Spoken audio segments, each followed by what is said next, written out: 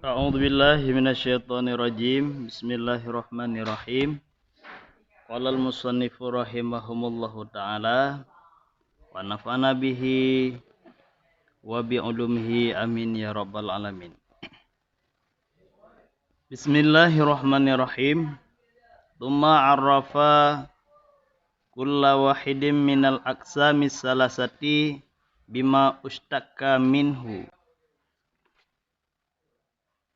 Kemudian musannif mentakrifkan ataupun mendefinisikan tiap-tiap dari salah satu daripada pembahagian yang tiga dengan apa yang diambilkannya. Li'annal mustaqqa akhasu minal mustaqqi minhu.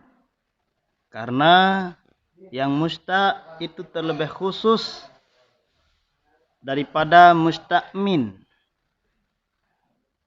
Makna daripada mustaqmin, daripada tempat yang diambilkan daripadanya. Wa ma'rifatul akhasi, dan mengenal yang terlebih khusus, tastalzimu ma'rifatal a'ami, melazimkan untuk mengenal yang terlebih umum. Li'annal a'amma juz'ul akhasi, karena yang terlebih umum merupakan juzuk daripada yang terkhusus. Jadi perlu kita simpulkan yang bahwa pada lafaz yang sudah dibicarakan adalah mustaq dan musta'min. Ini yang harus kita memahami lebih paham. Kalau mustaq, kalimatnya dia berbentuk masdar, yaitu wujub. Sedangkan musta'min, dia boleh fi'il, boleh isim fa'il, boleh juga kalimat isim maf'ul. Tetapi kalau di sini lafaz musta'minnya yaitu kalimat wajibun. Dalam artian berarti tergolong dalam kalimat isim fa'il. Sekarang musannif memperjelaskan kepada kita bersama yang bahwa akan membahaskan yaitu lafaz mustaq. Supaya kenapa? Karena untuk mengenal yang terlebih khusus melazimkan mengenal yang terlebih umum. Di mana letak umumnya dan di mana letak khususnya. Coba kita perhatikan baik-baik. Kalau mustaq ini khusus, kalimat khusus. Kenapa? Karena lafaz wujub hanya bermakna kepada wajib saja.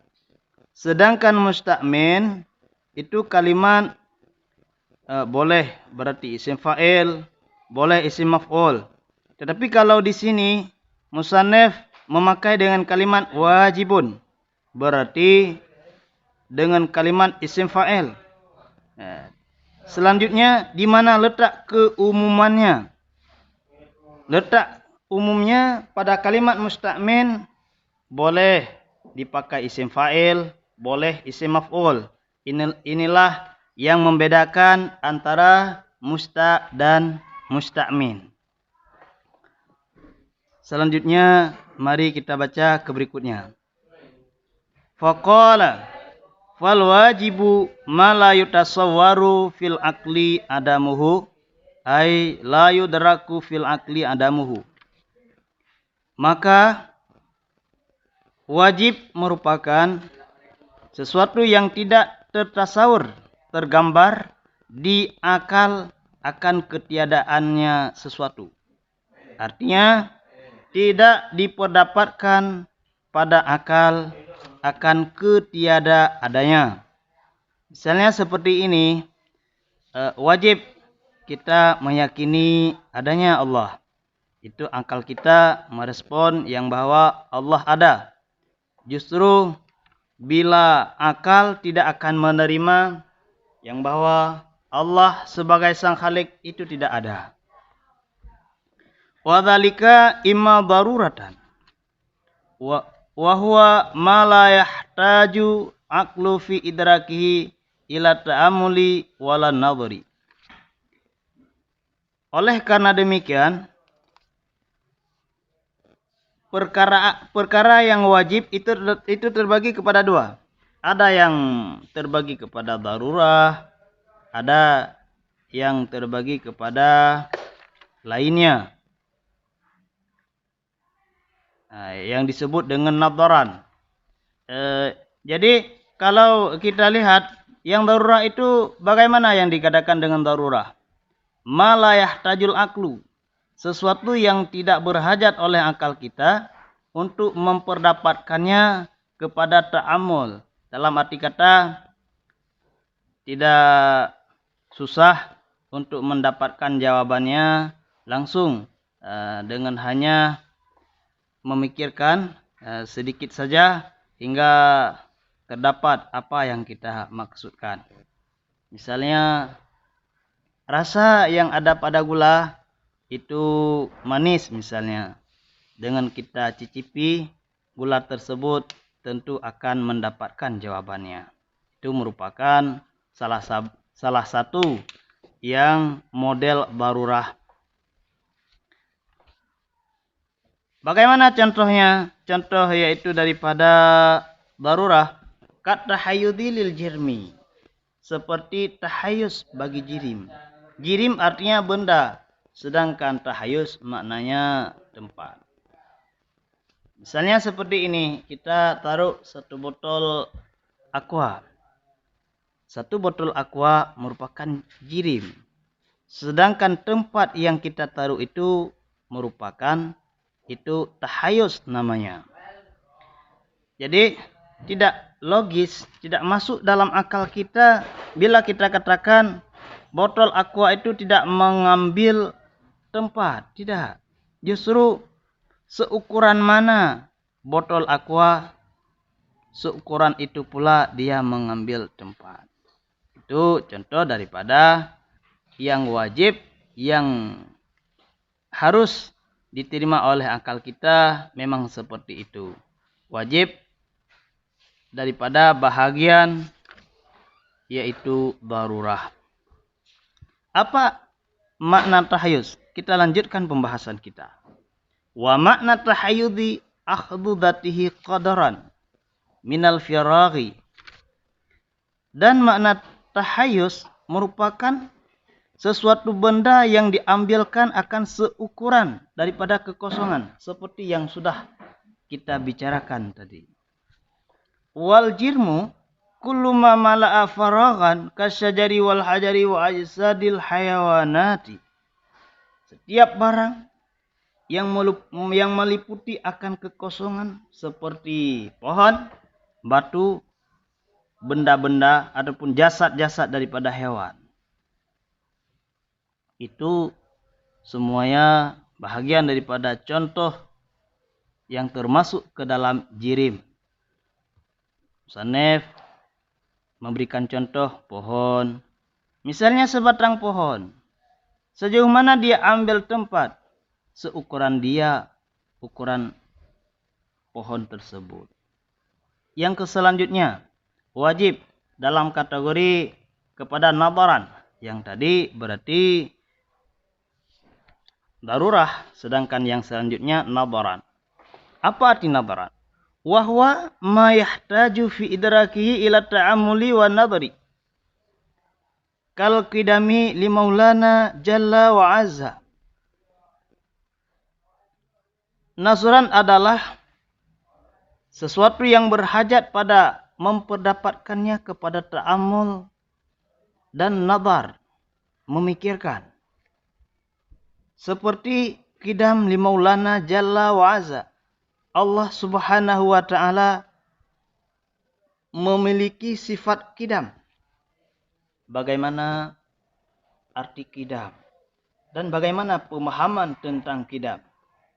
Sehingga akal kita meyakini yang bahwa Allah memiliki sifat qidam.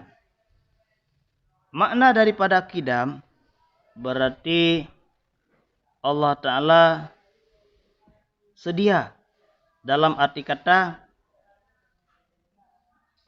Sampai kapanpun kita memikirkan Allah Ta'ala selalu ada dan tidak ada zaman yang tidak ada Allah Ta'ala. Makanya salah satu bentuk pertanyaan yang salah, kapan ada Allah Ta'ala? Kalau kita tanya, kapan, itu berbicara dengan waktu. Misalnya, kapan kita lahir? Oh, dia lahir tanggal 12, bulan 12, tahun 2012. Misalnya, berarti itu adalah ada kapannya. Sedangkan waktu itu merupakan makhluk. Dalam arti kata, Allah sendiri yang menciptakan makhluk. Berarti sebelum dijadikan makhluk, tentu Allah tidak ada yang berkaitan dengan makhluk. Sebelum dia dijadikan dan sesudah dia jadikan, itu tidak berhubungan. Artinya Allah tidak berkaitan dengan waktu. Wal mustahilu ma la yatasawwaru fil aqli wujuduhu. Dan yang mustahil adalah sesuatu yang tidak tergambar pada akal akan adanya. Misalnya apa? Misalnya mustahil Allah mati. Bagaimana kondisi alam ini bila Allah Khalik mati? Tentu apalah yang terjadi. Misalnya seperti ini tidak sama ya. Ini contoh supaya akal kita untuk mudah menangkapkannya. Seorang sopir, bila dia sedang membawa kendaraannya mati di tengah jalan, apa yang terjadi? Sungguh ada yang menabrak tiang listrik, ada yang menabrak jembatan dan lain sebagainya. Tentu kacaulah peristiwa yang terjadi sama dia. Yang mustahil juga terbagi kepada dua. Yang pertama, imma daruratan.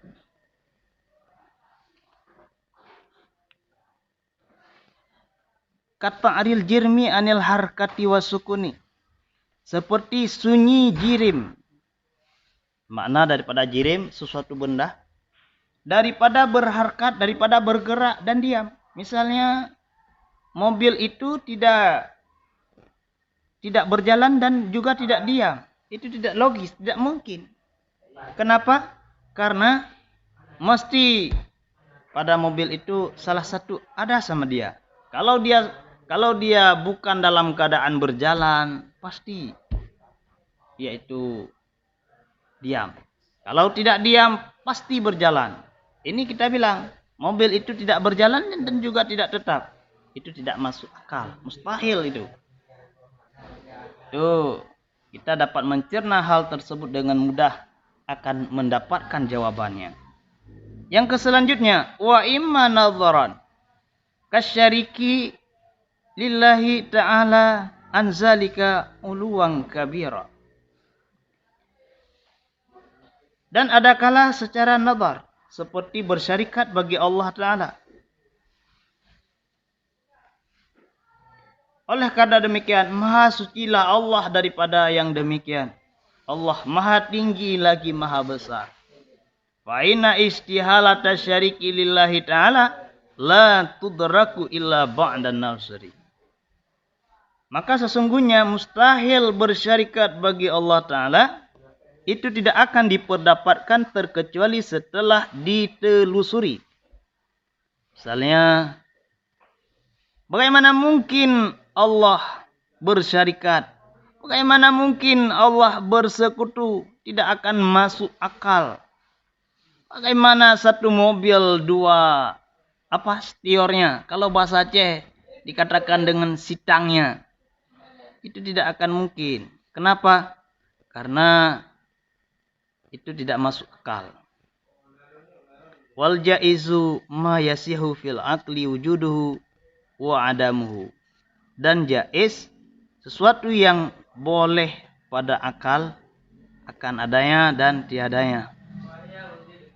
Imma daruratan kaharkatil jirmi au sukunihi. Ada kala secara darurah, secara mudah, seperti bergerak satu benda ataupun diamnya. Akal kita setelah mencerna, setelah melihat sesuatu benda, sah-sah saja terhadap benda tersebut. Boleh. Dia bergerak juga boleh, yaitu diam. Itu dikatakan dengan jaiz yang dikelompokkan kepada darurah. Ada jaiz secara darurah dan ada pula jaiz secara nazar. Bagaimana? Contohnya, wa imma nadaran ka ta'dzibil muti'i wa ithabatil 'asi. Dan ada kala secara nazar seperti mengadabkan Allah Ta'ala terhadap orang yang taat, wa isabatil 'asi, dan memberikan pahala kepada orang yang bermaksiat. Itu merupakan hak prerogatif Allah. Dalam artian Allah bisa pula orang yang taat dia azab. Orang yang melakukan kemaksiatan dia memberikan pahala. Dalam arti kata tidak ada yang menghambatkan Allah Ta'ala. Akan tetapi pada hakikatnya sebagaimana Allah berfirman di dalam Al-Quran, innalladzina amanu wa amilus solihati, orang-orang yang beramal, orang-orang yang mukmin yang beramal soleh, kanat lahum jannatul firdausi nuzulah, Allah berikan tempat yang indah tentu dalam surganya. Oleh karena demikian, itulah 3 hukum akal yang sudah dijelaskan. Mari kita ingat, yang pertama wajib, yang kedua mustahil, yang terakhir adalah jaiz. Selanjutnya, wa makna tasawuri idraku ay ma la yudraku. Apa arti makna tasawur? Ternyata tasawur adalah memperdapatkan, artinya apa yang tidak didapatkannya. Tentu kita memikirkan.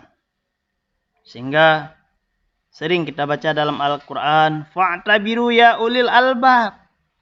Maka ambillah pelajaran wahai orang-orang yang mempunyai mata hati. Akan mendapat jawaban. Sejauh mana kita tasawur, sejauh mana kita mendalami tentang kekuasaan Allah, sejauh itu pula menambah keimanan kita. Wa innama bada'a bitaqsimil hukmil akli awalan, dan hanya saja musannif memulaikan dengan pembahagian hukum akal pada yang pertama. Kenapa musannif membagikan hukum akli duluan, tidak yang lainnya? Jawabannya, li'annal mukallafa matlubun bima'rifati ma yajibu fi haqqillahi ta'ala. Karena mukallaf, kita yang sudah dibebankan, ditaklifkan hukum, dianjurkan untuk mengenal apa yang wajib terhadap hak-haknya Allah Ta'ala, dan apa yang jaiz, dan apa pula yang mustahil pada dirinya. Wala yuhkamu ala syai'in bi'annahu wajibun au jaizun au mustahilun hatta yu'rafa hakikata dzalika. Dan tidak dihukumkan atas sesuatu dengan bahwa sesuatu itu menjadi wajib, menjadi jaiz, menjadi mustahil, sehingga dia harus mengenal hakikatnya demikian. Jadi ta'rifnya dulu harus duluan kita mengenal sebelum kita mengenal apa saja yang dikategorikan kepada wajib, apa saja yang termasuk dalam mustahil, sifat-sifat apa saja yang tergolong kepada jaiz. Oleh karena demikian, hukum akli yang sudah kita bahaskan, di samping berarti mengenal poin-poinnya, juga harus memahami betul apa arti daripada tiga tersebut. Wa'lam anna ma'rifata aqsamil hukmil aqli salasatun. Dan ketahui olehmu bahwa mengenal pembahagian hukum akli ada tiga. Berarti hukum yang dinisbahkan kepada akal ada tiga. Apa yang tiga? Itulah wajib, mustahil, dan jaiz. Wa takriruha ta'nisulil qalbi bi amsilatiha.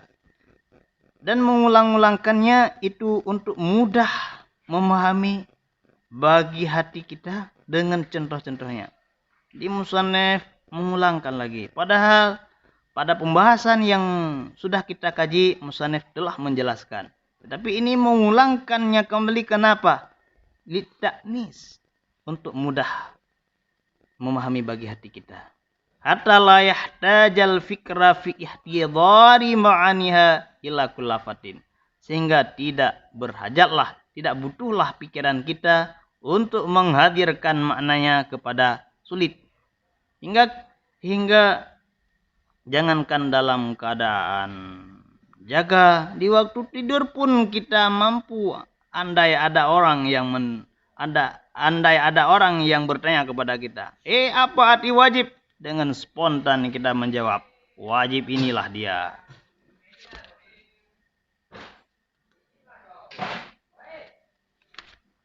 Mimma huwa daruri ala kulli akilin yuridul fawda bima'rifatillahi ta'ala wa rusulihi alaihimus salatu wassalam. Itu termasuk perkara yang daruri atas setiap orang yang berakal, yang menginginkan akan kemenangan dengan memakrifahkan Allah Ta'ala dan Rasulnya. Semoga perkara tersebut, hukum akli, menjadi sesuatu yang daruri. Apa artinya? Sesuatu yang mudah bagi kita, bagi orang yang berakal. Karena hebatnya, balasannya, bila kita mendalami perkara ini, akan mendapatkan kemenangan. Kemenangan di dunia, lebih-lebih kemenangan di akhirat nanti. Bal qalal imamul haramain wa jamaah. Bahkan berkata oleh Imam Haramain dan sekelompok jamaah, inna ma'rifata hadhil aqsami salasati hiya nafsul aqli. Sesungguhnya mengenal pembahagian yang tiga ini merupakan pokok intisari daripada akal. Orang yang berakal mesti memahami tiga sifat tersebut, tiga hukum tersebut. Faman lam ya'rifha bima'aniha falaisa bi'aqil. Maka siapa saja yang tidak mengenalkan hukum itu dengan makna-maknanya, lengkap dengan maknanya, itu bukanlah orang yang berakal. Ternyata hebat ini. Berarti ini bukan main-main. Harus memahami betul lah. Wa yajibu ala kulli mukallafin syar'an ay ya'rifa ma yajibu fi haqqi maulana azza wa jalla. Wa ma yastahilu. Wa ma yajuzu. Dan diwajibkan di atas setiap mukallaf secara syar'i bahwa dia harus mengenal apa yang wajib, sifat-sifat apa yang wajib pada diri Allah Ta'ala, dan sifat apa yang termasuk sifat mustahil pada Allah, dan apa pula yang termasuk sifat yang jaiz. Wa qadha yajibu alaihi an ya'rifa misla dzalika fi haqqir rusuli alaihi salatu wassalam. Begitu pula diwajibkan di atas setiap mukallaf untuk mengenal apa saja yang menjadi sifat yang menjadi wajib bagi Rasul, sifat mustahil, dan sifat yang jaiz.